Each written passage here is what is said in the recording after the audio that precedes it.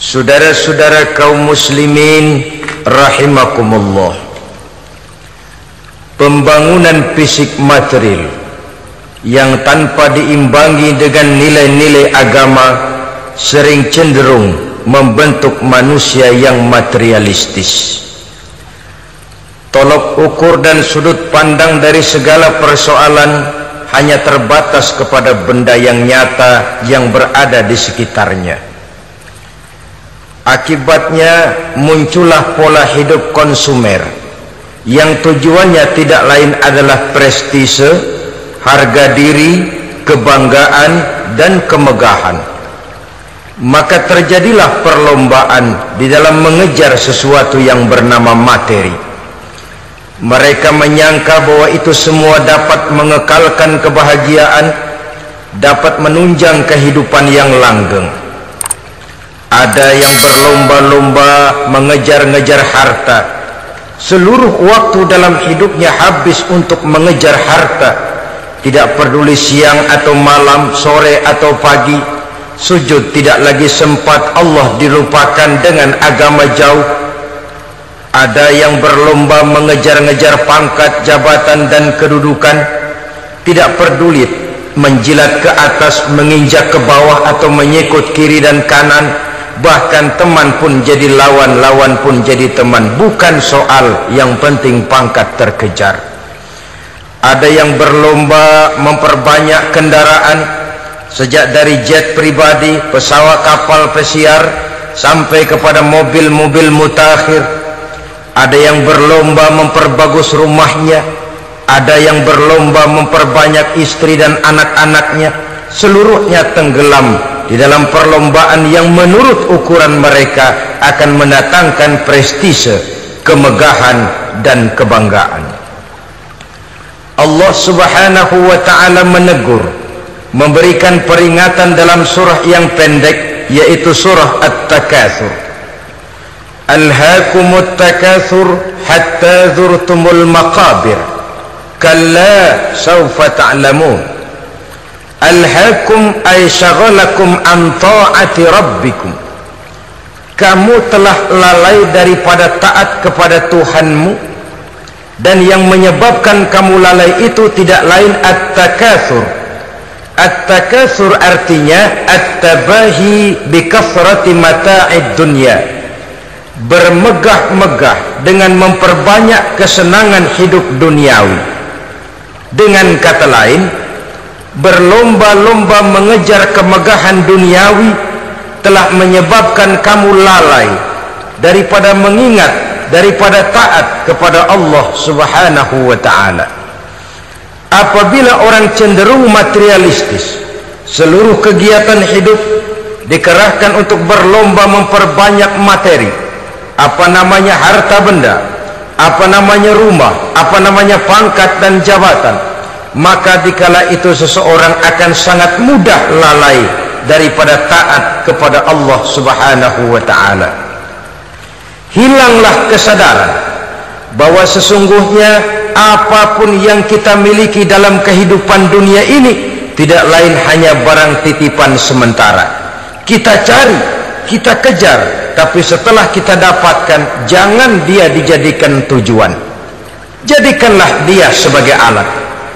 Apabila harta benda duniawi sudah dijadikan sebagai tujuan daripada kehidupan, maka sesungguhnya kita sudah terseret dalam satu siklus, satu lingkaran setan yang tidak akan pernah berujung.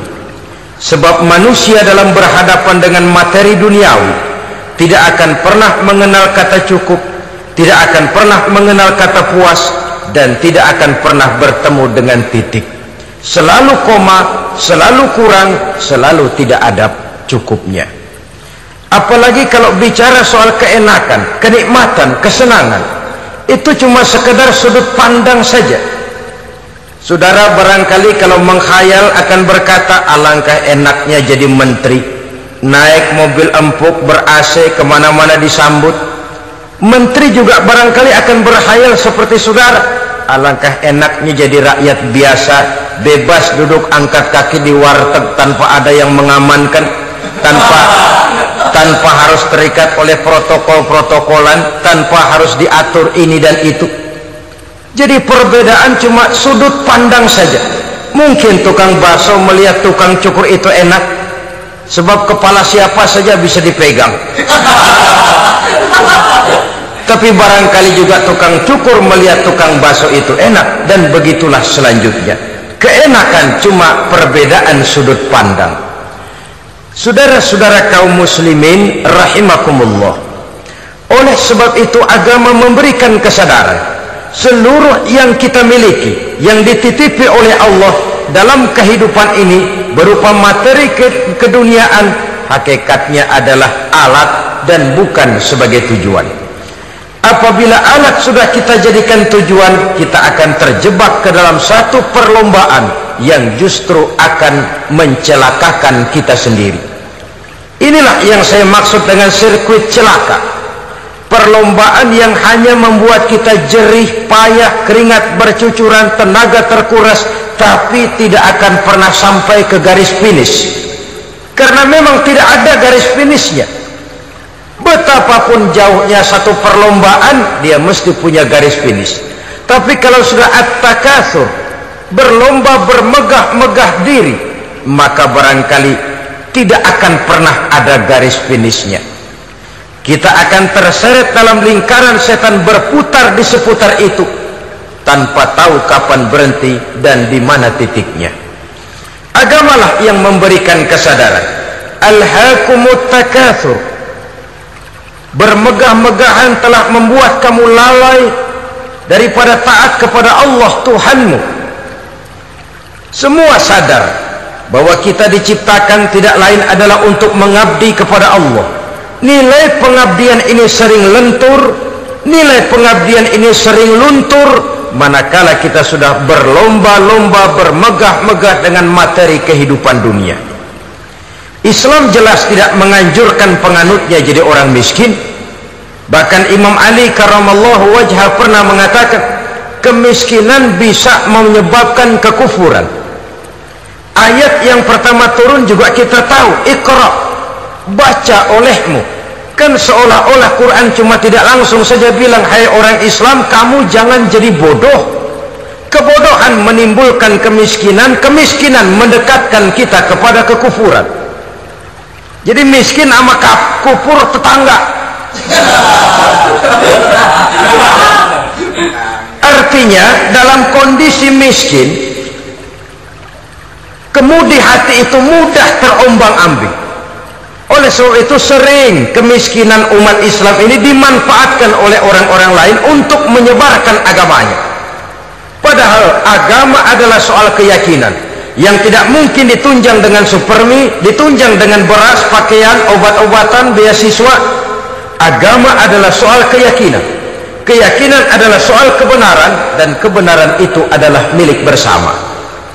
Tujuan diciptakannya manusia tidak lain adalah untuk melaksanakan ibadah.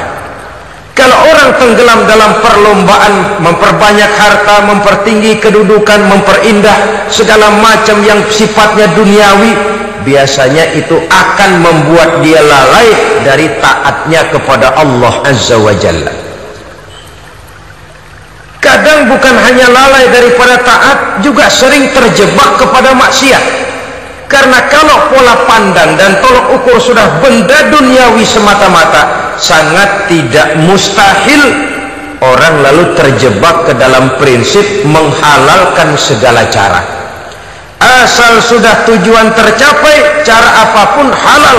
Akhirat nomor 18. Nah, bukankah memang barangkali kita sejak kecil sudah dilatih untuk materialistis? Umpamanya kita hanya sering dilatih untuk takut kepada yang konkret-konkret saja, takut kepada yang nyata-nyata saja. Seorang ibu kalau menakuti anaknya, aduh nak, kenapa ini kau kerjakan? Kalau bapakmu tahu, waduh, habis kamu.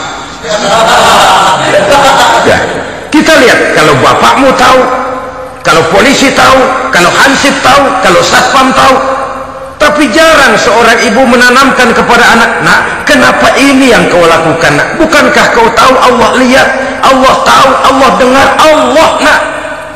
Diajarkan takut kepada yang gaib. Karena kalau takut dia kepada polisi, dia pasti bisa cari tempat lain dong yang polisi kagak lihat. Kalau takut dia kepada satpam, minggir dong ke tempat yang kira-kira satpam nggak lihat.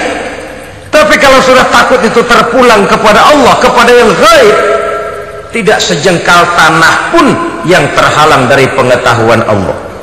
Tapi itulah salahnya kita. Sejak kecil anak-anak sudah kita latih untuk takut hanya kepada yang konkret-konkret saja. Akibatnya sampai dia besar melembaga dalam kehidupannya.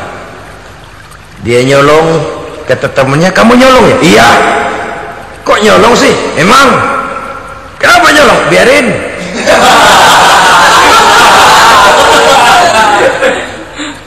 Kamu kan tahu Allah lihat?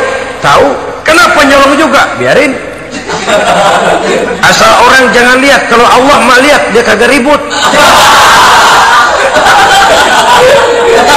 Allah nggak ribut katanya.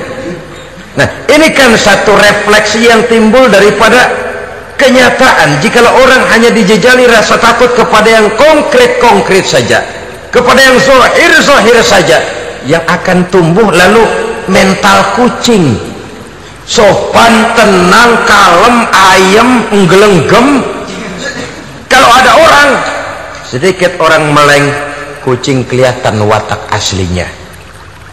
Saudara-saudara kaum muslimin rahimakumullah, oleh sebab itulah maka agama lewat surah yang kita bicarakan pada pertemuan ini memberikan peringatan. Kala, jangan begitu dong. Kamu boleh mencari dunia, silahkan cari harta yang banyak, cari pangkat yang tinggi, tapi jangan itu membuat kamu lalai daripada taat terhadap Allah subhanahu wa ta'ala. Jangan karena keinginan mendapat harta yang sebanyak-banyaknya lalu melakukan segala macam cara asal tujuan tercapai. Itu sudah membuat kita lalai. Jangan karena ingin mengejar kedudukan yang tinggi lalu jilat atas injak bawah, nggak mempan jilat, dukun dipakai.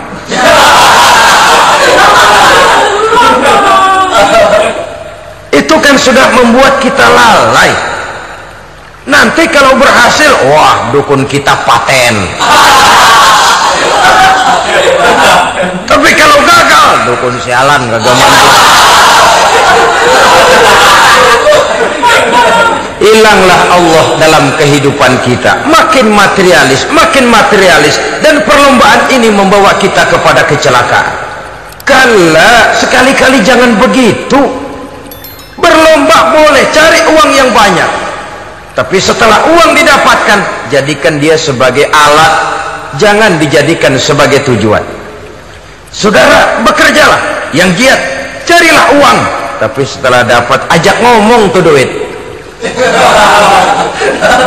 Bagaimana ajak ngomongnya? Gini, duit, setengah mati gue nyari lo duit lo. Sore, pagi, siang, malam, peres keringat, banting tulang kaki jadi kepala, kepala jadi kaki, nyariin elu duit. Sekarang kamu sudah saya dapatkan, kamu milik saya duit. Karena kamu milik saya, jadilah kamu budak saya. Jangan saya yang jadi budak kamu. Ini idealnya. Kamu harus jadi budak saya, jangan saya yang jadi budak kamu. Nyatanya kan ada orang nyari duit, setelah duitnya banyak dibudakin oleh duit.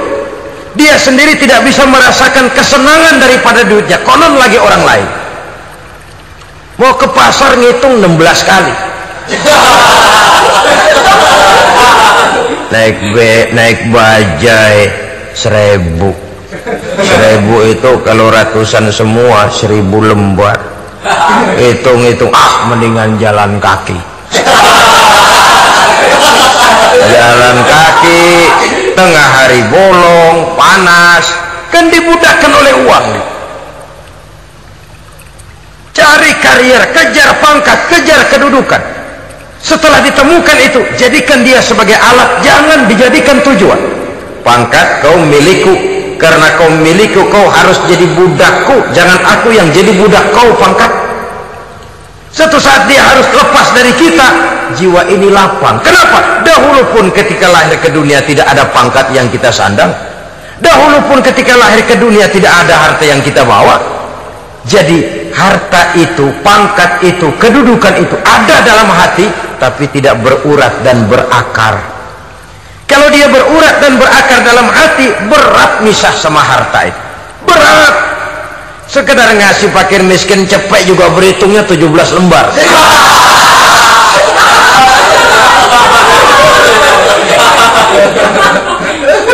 Dengar di kantornya mau ada mutasi, pindah dia dari tempat basah ke tempat kering, baru berita buruk udah meriang duluan.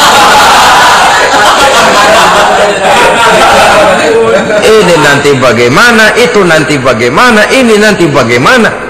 Kan tidak jarang orang yang kena apa istilah kerennya zaman sekarang itu post power syndrome. Post power syndrome ini pernah dianalisa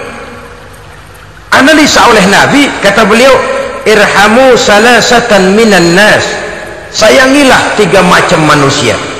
Siapa mereka? Pertama, azizan zalla, orang terhormat yang jatuh hina. Ini yang sering terkena post power syndrome. Biasa kemana-mana dikawal, dihormati, datang ke tempat ini protokol siap, ini serba diatur semua, serba beres. Begitu jabatan selesai atau pensiun, habis orang gak indah-indah. Dia lihat orang diemin aja, orang diemin dan orang tonton. Ini kalau nggak kuat mentalnya, itu kena post power syndrome. Akibatnya ya bisa jantungan, bisa lever, bisa darah tinggi. Ya penyakit-penyakit yang zaman dulu kita nggak kenal. Ini kan makin banyak dokter, makin maju ilmu kedokteran, makin aneh penyakit. Saudara hadirin yang saya hormati, post power syndrome kena apa yang dinamakan frozen emotional attitude, tidak kuat menghadapi kenyataan. Azizan zalla, orang terhormat yang jatuh hina, itu sangat perlu dikasihani. Yang kedua, ghaniyan qadif taqor, orang kaya jatuh miskin. Ini juga sama, biasa hidup apa ada, serba ada, lalu harus hidup apa adanya. Ini kalau kurang kuat benar-benar memble.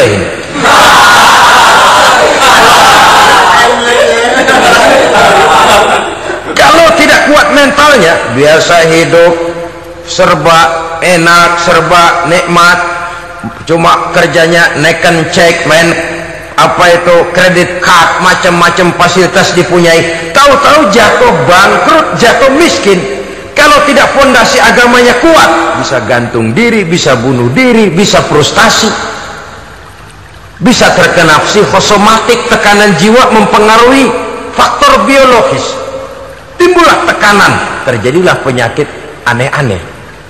Al-ghaniyan qadif taqara, orang kaya jatuh miskin, itu perlu dikasihani. Yang ketiga, wa faqihan yal'abu bihil juhal, ahli fikih tapi dipermainkan oleh orang-orang bodoh.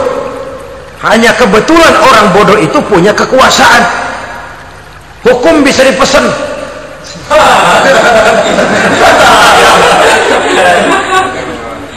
Aturannya haram, Ustaz, ada haram dikit aja dah.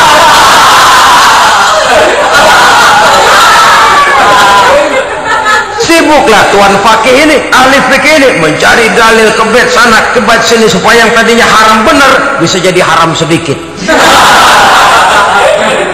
Padahal yang minta ini orang bodoh, tidak ngerti agama, cuma karena punya kekuasaan dipermainkan oleh orang yang fakih. Orang yang fakih ini dipermainkan.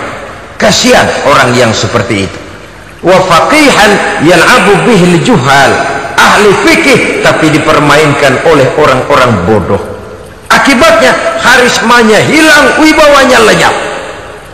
Dia menyangka bahwa dengan mengharam-haram sedikit-sedikit itu dia bisa mendapat keuntungan yang berganda-ganda, padahal akibatnya itu hanya akan membawa kecelakaan saja. Allah peringatkan benar, kala sekali-kali jangan begitu. Cari uang yang banyak silahkan, ngejar kedudukan yang bagus boleh, bikin rumah yang hebat silahkan, ada kendaraan bagus silahkan, tapi jangan sampai kamu terjebak kepada sirkuit celaka, perlombaan yang tidak ada garis finishnya. Sering dicontohkan orang menghayal, melamun, kamu kenapa nggak mau ibadah? Lah bagaimana mau sembahyang, saya di Jakarta masih ngontrak.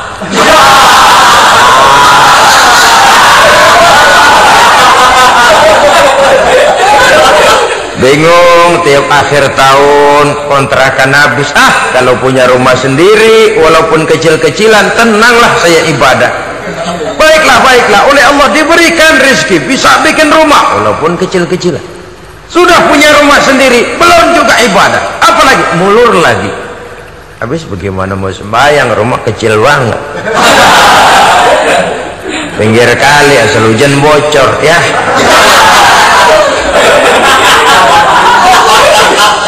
Kalau bisa punya rumah permanen, rajin dah ibadah dah. Iyalah, diberikan rezeki, bisa bikin rumah besar, kamarnya banyak, halamannya luas, kendaraan belum ada, perabotan belum lengkap. Sudah ada kendaraan, belum kayak orang-orang. Sudah kayak orang-orang, masih sama dong, kudu di atas. Kapanlah selesainya? Kala, sekali-kali jangan begitu. Jangan kamu mengumpulkan harta bermegah-megah membuat kamu lalai dari taat kepada Tuhanmu. Engkau tinggalkan rukuk dan sujud, engkau jauh dari masjid, engkau kering dari kehidupan beragama. Sebab itulah maka pembangunan fisik material tidak bisa dipisahkan dengan pembangunan mental spiritual. Tidak hanya cuma dalam teori, tapi juga harus dalam praktek. Selalu pembangunan yang hanya mengarah kepada fisik material, jauh dan kering dari agama, hanya akan melahirkan manusia-manusia materialistis yang terjebak di dalam sirkuit celaka, perlombaan yang tidak pernah mengenal garis finish. Sebab itu agama mengajarkan, orang kaya itu siapa sih? Yang banyak duit? Belum tentu. Yang kebunnya di mana-mana ngebelata? Belum tentu. Yang pabriknya selebar-lebar? Belum tentu. Yang punya segala macam peternakan, dari peternakan gajah sampai peternakan kutu?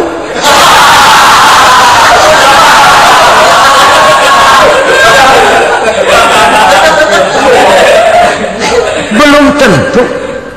Agama memberikan tuntunan yang sangat luhur. Orang kaya itu adalah orang yang hidupnya cukup. Orang miskin itu orang yang selalu merasa kurang. Bagaimanapun banyak duit saudara miliki, kalau masih merasa kurang, masih miskin saudara. Saya punya uang 1.000 rupiah, Anda punya uang 1 juta rupiah. Mungkin saya lebih kaya dengan uang yang 1.000 ketimbang Anda 1 juta. Kenapa? Dalam tangan saya uang 1.000 besar, artinya sesuai dengan kebutuhan saya. Tapi di tangan Anda uang 1 juta, kebutuhan Anda lebih besar daripada itu lagi. Maka agama mengajarkan sifat qanaah, merasa cukup, dan itulah sumber kekayaan yang hakiki. Orang kaya adalah orang yang hidupnya cukup. Kalla saufa ta'lamun, jangan begitu, nanti kamu akan tahu. Summa kalla saufa ta'lamun, jangan sekali-kali begitu, suatu saat kamu pasti akan tahu. Kalla law ta'lamuna ilmal yaqin thumma latarawunnaha 'ainal yaqin thumma latus'alunna yawma idzin 'anil na'im. Nah, kapan perlombaan ini akan menyadarkan orang? Biasanya hatta zurtumul maqabir, sampai kamu dekat ke liang kubur. Itu biasanya kalau istilah orang sekarang baru ngeh. Asal sudah napas sampai tenggorokan disambung dengan selang, sudah Senin Kemis dibantu dengan alat picu jantung, gerak gerak gerak gerak, sudah kayak orang mau gergaji kayu. Dikala itu barulah sadar orang biasanya, dan kesadaran semacam itu kesadaran yang terlambat. kesadaran ala Fir'aun. Fir'aun selagi hidup diajak beriman dan nehi aja.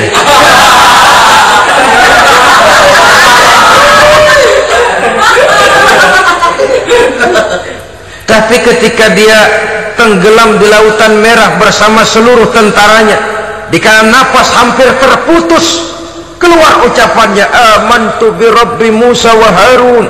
Aduh, kalau begini mah saya juga percaya kepada Tuhannya Musa dan Harun. Saya beriman kepada Allah. Lagi timbul tenggelam mau sekarat baru beriman. Hatta zurtumul maqabir. Kamu telah lalai dari sebab bermegah-megah sampai kamu masuk ke liang kubur, dekat ke liang kubur. Kalimat zurtum di sini menjelaskan bahwa kubur itu tidak selamanya. Zurtum itu dari kalimat zaro ya zuru, berziarah. Orang berziarah kan sebentar. Ke kubur itu sama dengan berziarah kita di situ. Sebentar, tidak akan selamanya, tidak akan kekal dalam kubur. Bahwa kubur itu cuma satu halte dari sekian halte yang harus kita jalani. Hatta zurtumul maqabir ay mutum wa dufintum fil kubur, sampai kamu mati dikubumikan dalam kubur, barulah kamu sadar bahwa perlombaan itu hanya sia-sia, bahwa perlombaan itu tidak akan pernah mengenal garis finish, bahwa perlombaan itu akan membuat kamu celaka. Begitulah umumnya kebanyakan orang yang terjebak ke dalam paham materialis, baru menyadari kesalahan langkahnya pada saat napas sudah sampai di tenggorokan. Ternyata uangnya yang miliaran rupiah tidak sanggup menyambung nafasnya. Ternyata kendaraan yang serba mewah berkilat tidak sanggup meneruskan kehidupannya. Ternyata pangkat jabatannya yang tinggi yang membuat dia menyebabkan temannya jadi lawan, lawannya jadi teman, tidak akan sanggup menghentikan sang malaikat maut.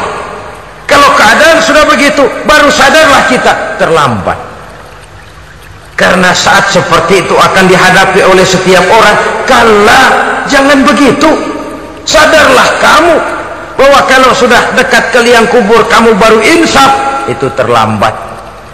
Sebelum nafas sampai di tenggorokan, pintu taubat masih selalu terbuka. Tapi manakala nafas sudah sampai di tenggorokan, tertutuplah pintu taubat untuk orang yang bersangkutan. Oleh sebab itu, perlombaan dengan bermegah-megah terhadap materi duniawi, tolok ukur dan pandangan hidup yang terbatas kepada wujud benda semata-mata, memang sering menyebabkan orang lalai, sering menyebabkan orang lupa diri, tidak sadar tentang hakikat yang terpenting dari kehidupan ini, yaitu tentang dari mana dia datang, di mana dia sekarang, dan kemana dia akan pulang. Sungguh, ilmu pengetahuan tidak akan pernah mampu menjawab persoalan ini. Sungguh, filsafat juga tidak berdaya menghadapi pertanyaan seperti ini.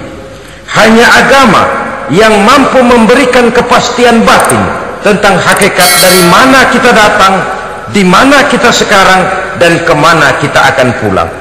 Makin kita renungi pertanyaan ini, makin kita menemukan diri sendiri, dan makin kita menemukan mengenal diri sendiri, kita akan semakin mengenal Allah Subhanahu wa ta'ala. Semakin kita mengenal Allah, maka akan semakin terpanggil kita untuk dekat dengannya, mentaati segala perintahnya, dan berupaya menjauhi segala yang dilarangnya. Dengan demikian selamatlah kita dari satu perlombaan yang hanya akan menyeret kita kepada menghalalkan segala cara, jauh dari agama, jauh dari Allah, bahkan jauh dari sesama manusia. Karena umumnya perlombaan seperti ini akan cenderung melahirkan manusia yang egois. Muslimin rahimakumullah. Lebih jauh, mari kita mengikuti peringatan Allah dalam surah Al-Munafiqun ayat 9. Di sini Allah Subhanahu wa taala mengingatkan, A'udzubillahi minasyaitonir rajim. Ya ayyuhalladzina amanu la tulhikum amwalukum wala auladukum an dzikrillah wa may yaf'al dzalika faulaika humul khasirun. Hai orang-orang yang beriman, jangan sampai hartamu dan anak-anakmu melalaikan kamu daripada mengingat Allah. Wa may yaf'al dzalik, barang siapa yang melakukan hal seperti itu, faulaika humul khasirun, maka merekalah sesungguhnya orang-orang yang merugi. Rugi dunia, rugi akhirat. Disebutkan di sini dua hal yang sering menyebabkan kita jadi lalai: amwal dan aulad, harta dan anak-anak, materi dan keluarga. Perlombaan di dalam mengumpulkan materi sering menyebabkan kita menjadi lalai. Begitu juga amanah berupa anak ini sering kita lalaikan atau sering membuat juga kita menjadi lalai. Kita lalaikan dalam arti bahwa keduanya, baik harta baik anak, merupakan amanah dari Allah. Setiap orang tua akan dimintakan pertanggungan jawab. Apabila kita lalaikan amanah ini, maka resikonya akan kembali juga kepada kita. Tapi satu hal yang jelas dalam ayat 9 surah Al-Munafikun ini, bahwa perlombaan memperbanyak harta dan anak-anak yang masuk dalam kelompok at-takatsur itu tadi akan menyebabkan orang khasiru, termasuk ke dalam kelompok orang-orang yang rugi. Perlombaan yang hanya akan membawa kerugian semata-mata. Kemudian di dalam satu hadis Rasulullah Shallallahu Alaihi Wasallam memberikan peringatan. Beliau bersabda, "Iza azamat ummati dinaran wa dirhaman, nuzi'at minha haibatul Islam, wa iza tasabat ummati saqatat min ainillah, wa iza turikatil amru bil ma'ruf wan nahyu 'anil munkari, hurimat 'alaihim barakatul wahyi." Ada tiga hal yang kalau kita kerjakan akan menimbulkan tiga macam akibat di dalam hadis ini. Pertama, iza azamat ummati dinaran wa dirhaman, apabila umatku sudah mengagung-agungkan dinar dan dirham. Artinya kalau umatku sudah jatuh menjadi umat yang materialistis, segalanya diukur dari dinar dan dirham. Dinar dan dirham ini kalau bahasa Inggrisnya dokat.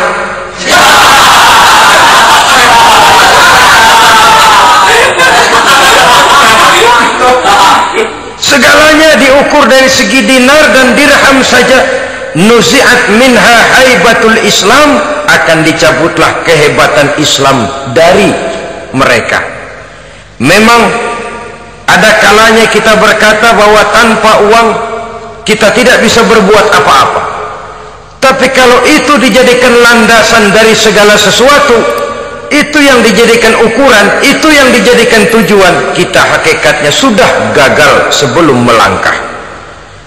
Apapun saja profesi kita, apabila sudah menjadi pendewa dinar dan dirham, akan hilanglah kehebatan Islam, akan dicabut kehebatan Islam itu. Umat Islam bisa dibeli, ulama bisa dikontrak, kiai bisa dicarter. Saudara hadirin ma'asyiral muslimin rahimakumullah, apabila umatku sudah membesar-besarkan dinar dan dirham, bermegah-megah dengan itu, berlomba-lomba memperbanyak itu yang menjadi tujuan dan tolok ukur dari segala kegiatan, nuzi'at minha haibatul Islam, akan dicabutlah kehebatan Islam. Hilang itu wibawa. Walaupun dia bernama umat mayoritas dalam jumlah, tetapi dia minoritas dalam peranan. Mayoritas dalam bilangan, tapi minoritas dalam percaturan kegiatan hidup ini. Kita ingat di zaman pengembangan Islam di masa Rasulullah Sallallahu Alaihi Wasallam, mereka berlomba-lomba mengorbankan dinar dan dirhamnya untuk kepentingan agama, bukan mengorbankan kepentingan agama untuk mencari dinar dan dirham. Kita di zaman sekarang sering terjadi penjungkiran nilai, terbalik yang kita amalkan. Nabi Ibrahim mengorbankan putranya Ismail untuk kepentingan agama. Kita sering sekarang ini mengorbankan kepentingan agama untuk anak-anak kita. Dulu anaknya yang dikorbankan buat agama, sekarang agamanya dikorbankan buat anak. Dulu dinar dan dirham dibelanjakan untuk menopang agama, sekarang agama dijadikan alat untuk mencari dinar dan dirham. Saudara-saudara kaum muslimin rahimakumullah, memang apabila dinar dan dirham digunakan untuk penyangga perjuangan, itulah idealnya. Saya katakan tadi, dinar, dirham, uang, dunia cuma sekedar alat, bukan sekedar tujuan. Kita memerlukan alat ini. Membangun pesantren tidak cukup dengan semangat, membangun rumah sakit Islam tidak cukup dengan pidato, membangun masjid tidak cukup dengan semangat menggebu-gebu. Kita perlu semen, kita perlu pasir, kita perlu batu kali, kita perlu besi, dan itu semua beli. Tidak turun dari langit seperti turunnya embun di waktu pagi. Tidak mungkin rumah sakit Islam muncul ke permukaan hanya dengan simsalabim abrakadabra.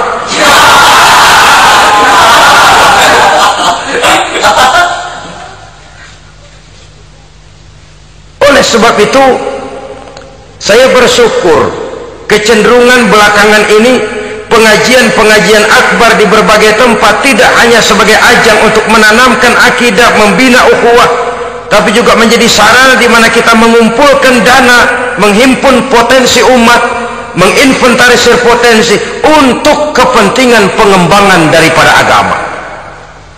Meskipun ada satu dua orang yang salah paham tentang ini, sampai kemudian saya mendapat satu merek yang cukup tidak enak untuk didengar, mengkomersilkan pengajian katanya, karena memang ada pengajian yang menggunakan sistem karcis, sebenarnya juga tidak etis. Undangan berikut infak yang seluruh hasilnya digunakan buat kepentingan agama, apakah itu rumah sakit, apakah itu madrasah, apakah itu masjid, dan satu sen pun saya tidak menuntut bagian dari itu. Saya malah berprinsip sepanjang saya masih laku untuk dijual dan itu memang buat kepentingan agama, persilahkan jual saja, asal buat masjid, pesantren, madrasah, rumah sakit Islam, kegiatan syiar dan dakwah, silakan. Tapi kalau sudah dijual buat kepentingan pribadi, memperkaya diri sendiri, tentunya dunia akhirat sulit untuk ridho kepada tingkah laku yang semacam itu. Kita memerlukan dana, umat di daerah membangun memerlukan dana, dan dana itu tidak hanya datang begitu saja. Kita bersyukur bahwa untuk menghadiri pengajian sekarang ini orang mau mengeluarkan uang, mau memberikan infak dengan ikhlas, tidak dengan keterpaksaan. Kenapa tidak? Sehingga ini lalu diinventarisir untuk kepentingan pembangunan agama. Ratusan juta rupiah terkumpul dari pengajian-pengajian rutin ini, pengajian-pengajian akbar ini. Puluhan masjid terbantu, rumah sakit Islam terbantu, musola selesai. Ya walaupun tidak lalu semuanya beres, tapi gemaknya itu sudah cukup menyentuh untuk menyadarkan orang bahwa harta baru kekal kalau dia sudah dibelanjakan di jalan Allah. Nah, yang celaka kalau dinar dan dirham itu yang dijadikan tujuan. Mengadakan pengajian semata-mata untuk cari uang, uangnya buat kantongnya dewe. Itu yang membuat dicabutnya kehebatan Islam itu. Segalanya diukur dari sudut itu. Sehingga ketika seseorang datang bertanya tentang hal-hal yang berkaitan dengan ini, maka hal semacam ini sesungguhnya satu nikmat yang perlu kita syukuri sepanjang menginventarisir potensi umat benar-benar digunakan buat kepentingan daripada agama kita. Jadi peringatan tegas dari Nabi ini, iza azzamat ummati dinaron wa dirhaman nuzi'at minha haibatul Islam. apabila umatku sudah mengagung-agungkan dinar dan dirham, maka akan dicabutlah kehebatan Islam dari tengah-tengah mereka. Remeh saja orang memandang kita, enteng saja orang memandang kita. Satu. Yang kedua, peringatan Nabi, wa iza tasabat ummati saqatat min ainillah. Apabila umatku sudah saling mencaci maki, apabila umatku sudah saling berbantah-bantahan, saqatat min ainillah, jatuhlah mereka dalam pandangan Allah. Kalau sesama umat ini sudah saling menjelekkan, apakah yang menjelekkan itu lebih bagus dari yang dijelekkan di hadapan Allah? Dua-duanya sama rendahnya. Pribadi saya mungkin puas kalau saya bisa menghantam saudara di depan umum, menjelek-jelekkan nama saudara. Tapi lebih baikkah saya dalam pandangan Allah sama rendahnya dengan orang yang saya jelekkan? Itu pun kalau yang dijelekkan benar-benar jelek. Kalau cuma sekedar fitnah, wah, lebih celaka lagi nasib si orang itu tadi. Ini artinya menyadarkan kita bahwa umat ini sudah diikat dengan akidah. Beraneka ragam kita, tapi harus ada kebersamaan. Berbeda kita, tapi harus satu, sebagai satu ummatan wahidah, satu umat yang satu. Oleh sebab itu, persamaannya lah yang harus kita angkat ke permukaan, bukan perbedaannya yang kita perbesar. Sudah datang waktunya umat Islam bangun dari tidurnya, jangan lagi dibuai oleh irama mayoritas. Sudah lewat masanya kita bertengkar karena persoalan-persoalan kecil yang tidak prinsip. Sudah datang waktunya umat Islam bersatu, menyusun saf yang lebih lurus, oleh karena ia dihadapkan kepada tantangan-tantangan yang tidak semakin ringan. Kalau kita bertengkar dengan kita, kalau kita saling mencaci sesama kita, bukankah Yahudi tepuk tangan? Bukankah Nasrani menari-nari? Bukankah pihak ketiga akan menangguk di air keruh? Dan kerugian akan terpulang kepada kita semua. Tapi inilah realita, bahwa yang kita hadapi ini sesungguhnya musuh kita di luar kita, bukan di dalam kita. Apakah itu kemiskinan, kebodohan, maksiat, munkarat, ketidakadilan, kezaliman, kesewenang-wenangan, dan lain sebagainya. Yang musuh jadikan musuh, yang teman mari kita rangkul. Jangan terbalik, teman dimusuhi, musuh malah dirangkul. Maka berpesta poralah musuh-musuh Islam ini. Saudara-saudara kaum muslimin rahimakumullah, Nabi memperingatkan dengan tegas, wa iza tasabat ummati saqatat min ainillah. Jikalau umatku sudah saling mencaci maki, sudah saling berbantah-bantahan, jatuhlah mereka dalam pandangan Allah. Satu ayat menjelaskan, jangan sebagian kamu meremehkan, yaskhar, mengecilkan, menganggap enteng orang lain.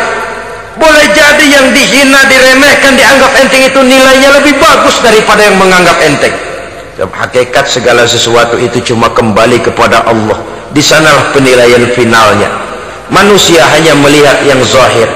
Makin banyak harapan hidup ini kita gantungkan kepada manusia, makin banyak kita harus bersiap untuk kecewa.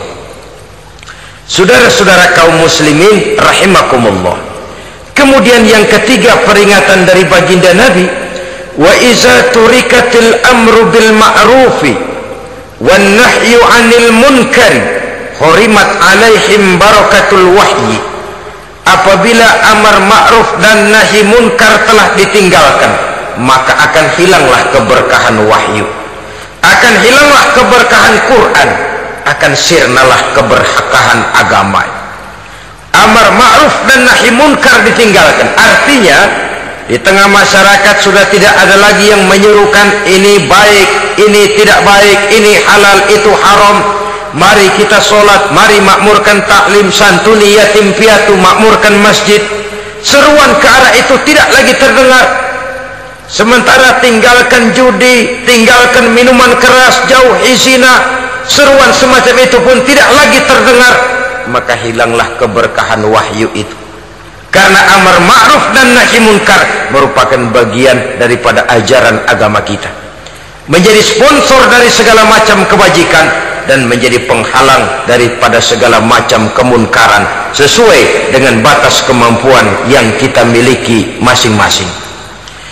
Nah, saya kembali kepada persoalan pokok di awal pembicaraan tadi. Bagaimana jalan keluarnya? Jalan keluarnya tidak lain adalah upaya bagaimana kegiatan yang sifatnya fisik material ini diimbangi dengan kegiatan yang bersifat mental spiritual. Upaya menghidupkan majelis-majelis taklim, upaya memakmurkan masjid-masjid sebagai laboratorium rohani untuk mewujudkan keseimbangan dalam pola pikir yang akan berlanjut dalam gerak hidup yang kemudian akan tertuang dalam segala perbuatan manusia. Apabila sudah terwujud kepincangan dalam pola pikir, akan pincanglah caranya bertindak dan berbuat, akan pincanglah pandangan hidupnya, akan pincanglah orientasinya di dalam kehidupan ini. Oleh karena itu, Islam dalam berbagai aspek kehidupan mengajarkan sistem keseimbangan. Mencari harta boleh, tapi tidak boleh keluar dalam kerangka fastabiqul khairat. Berlomba-lomba silakan, tapi untuk kebaikan, bukan untuk bermegah-megah, bukan untuk menumbuhkan gengsi, bukan untuk meninggikan prestise dan harga diri, tapi fastabiqul khairat, berlomba-lomba di dalam mengejar kebajikan, di dalam menyebarkan kebaikan. Bukan sekedar berlomba-lomba, tapi tolong menolong, bantu membantu. Ta'awanu 'alal birri wat taqwa wa la ta'awanu 'alal ismi wal udwan. Bertolong-tolonganlah kamu di dalam kebaikan dan takwa, jangan bertolong-tolongan di dalam perbuatan dosa dan permusuhan. Kerjasama di dalam kebaikan, kerjasama di dalam ketakwaan. Ada satu contoh yang menarik bahwa umat Islam di dalam ia menjalin kebersamaan itu harus seperti orang main sepak bola. Saudara lihat, orang main sepak bola, kalau pertandingan belum dimulai, silakan kumpul di luar lapangan, atur strategi yang baik. Tapi kalau pertandingan sudah dimulai, turun ke lapangan hijau, jangan kumpul terus. Masa ada sepak bola gotong royong, groyok ke sana, groyok ke sini, ya kalah terus. Harus ada yang jadi penyerang tengah, kan begitu toh sepak bola. Harus ada yang jadi kiri luar, kanan dalam, striker, back, penjaga gawang. Yang penting kerjasama, teamwork, lalu mampu menciptakan operan-operan. Yang jadi back jangan ngiri sama yang jadi penyerang tengah.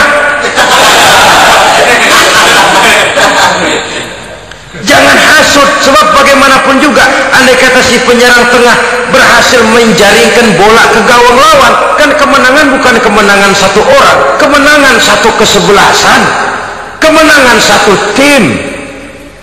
Ini yang sering terjadi, back ngiri sama penjaga gawang, lalu penjaga gawang ngiri sama penyerang tengah, penyerang tengah ngiri sama kiri luar. Ya kapan mau menggolkan ke gawang lawan? Kita ini satu kesebelasan, posisi boleh berbeda. Umat Islam itu harus ada yang jadi camat, lurah, bupati, gubernur, menteri, jadi jenderal, jadi konglomerat, jadi pengusaha, jadi teknokrat. Yang penting kerjasama, teamwork, mampu menciptakan operan-operan yang akurat. Diego Armando Maradona, enggak pakai dia, enggak. Itu katanya maha bintang, gagah, hebat, bintang lapangan hijau. Kapan Maradona hebat? Kalau ditunjang oleh 10 temannya yang lain, merupakan satu kesebelasan. Bagaimanapun hebatnya Diego Armando Maradona, kalau dia sendirian lawan satu kesebelasan, remek.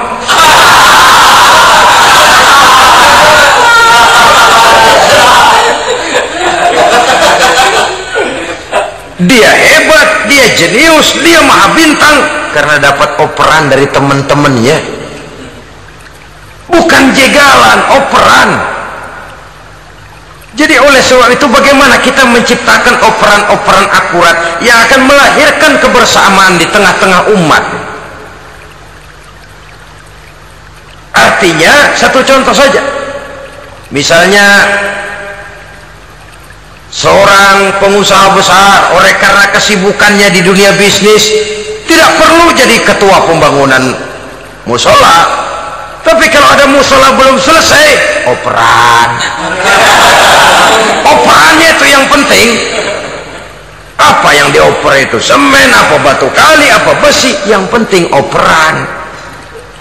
Operannya akurat. Kadang-kadang ada terjadi juga frustasi ngelihat lawan kesebelasannya terlalu kuat, ngoper ke gawang sendiri. Jebol.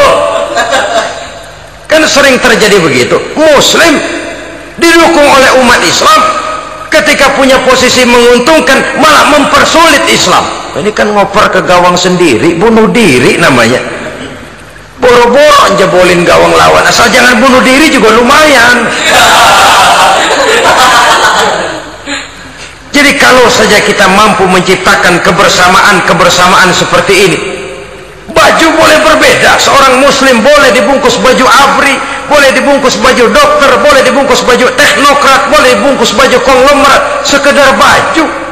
Tapi kalau terbukalah baju itu, kelihatan dadanya, terbersit nilai imannya, meresap sampai ke tulang sumsumnya, dan pada saat Islam dikuti-kuti akan timbul kecintaannya, akan timbul saya muslim dan saya bangga dengan Islam saya muslim dan saya mau berbuat untuk Islam saya muslim dan saya siap mati untuk Islam saya. Dengan baju apapun dia terbungkus, kalau roh, jiwa dan semangat semacam ini tertanam, saya yakin kita umat Islam akan mampu berbuat lebih banyak dengan mewujudkan operan-operan akurat yang sangat diharapkan oleh umat itu tadi. Oleh sebab itu, saudara-saudara kaum muslimin rahimakumullah, baju boleh berbeda, bendera boleh beraneka warna, tapi jikalau bernama muslim, persamaannya yang dicari, jangan perbedaannya yang diperbesar. Nilai persaudaraan yang diikat dengan akidah semacam inilah yang banyak dicari orang, yang banyak menyebabkan orang masuk Islam. Di mana masjid kelihatan benar sebagai simbol kehidupan demokrasi dalam menciptakan ukhuwah, wawasan ukhuwah ini.